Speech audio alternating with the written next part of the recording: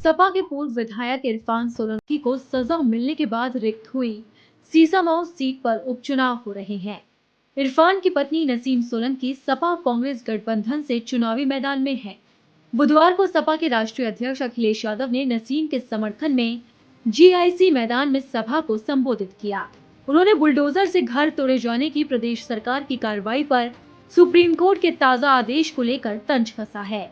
उन्होंने कहा कि जो घर तोड़ने पर विश्वास करते हैं उनसे कोई उम्मीद नहीं की जा सकती। यूपी सरकार के बुलडोजर अब गैराजों में सड़ेंगे।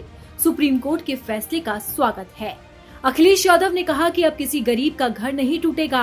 उन्होंने पुलिस और प्रशासन के अधिकारियों को भी चेताया कि सुप्रीम कोर्ट के फैसले से भी समझा जाए और योगी सरकार के पूर्व डीजीपी ने कहा है कि ऐसे अधिकारियों को बाद में जांच का सामना करना पड़ेगा, तब उन्हें कोई नहीं बचाएगा। उन्होंने कहा कि इरफान सोलंकी से जेल में मिलने आया तो उनको महाराजगंज जेल भेज दिया गया। ऐसा फैसला करने वाले अधिकारी भी सोचें कि जैसा व्यवहार आपका है वैसा ही जब हमारी सरकार आएगी तो हमारा भी होगा। अखिलेश यादव ने चुनावी सभा को संबोधित करते हुए मुख्यमंत्री योगी आदित्यनाथ पर निशाना साधा और कहा कि व्यक्ति विचार से संत होता है, वस्त्र से नहीं।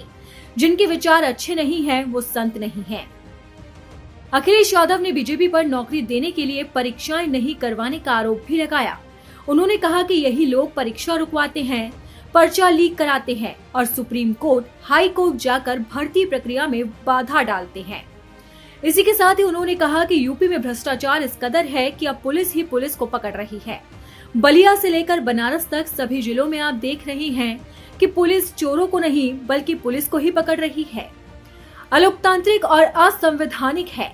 अंग्रेज चले गए लेकिन उनके वचनवंशी और विचारवंशी आज भी हैं और फूट डालो और राज करो की नीति पर काम कर रहे हैं।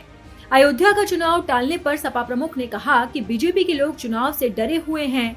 मुख्यमंत्री खुद 3 बार अयोध्या गए और जब पता चला कि चुनाव हार रहे हैं तो अयोध्या में विधानसभा उपचुनाव टाल दिए। कानपुर में भी आज मतदान होना था, इसे भी टाल दिया गया। ऐसे डरे हुए लोगों का हिसाब 20 तारीख को करना है। आपको बता दें कि सुप्रीम कोर्ट ने बुलडोजर एक्शन पर नाराजगी जाहिर की है। कोर्ट ने इस मामले पर सभी राज्यों को निर्देश देते हुए इस मामले पर सख्त टिप्पणी की। न्यायमूर्ति BR गवई और न्यायमूर्ति KV विश्वनाथन की पीठ ने सुनवाई करते हुए कहा है कि सिर्फ आरोपी होने पर ही घर नहीं गिराया जा सकता, बिना मुकदमा किसी को दोषी नहीं ठहराया जा सकता। वहीं इस मामले पर प्रशासन जज नहीं बन सकता। अगर अवैध तरीके से घर तोड़ा जाए तो मुआवजा मिले। कोर्ट ने कहा कि अवैध कार्रवाई करने वाले अधिकारियों को दंडित किया जाए। बिना किसी का पक्ष सुने सुनवाई नहीं की जा सकती। कोर्ट ने कहा कि नोटिस की जानकारी जिलाधिकारी को दी जाए। वहीं सभी राज्यों के चीफ सेक्रेटरी को भी आदेश भेजा जाए। अवैध निर्माण हटाने का मौका देना चाहिए।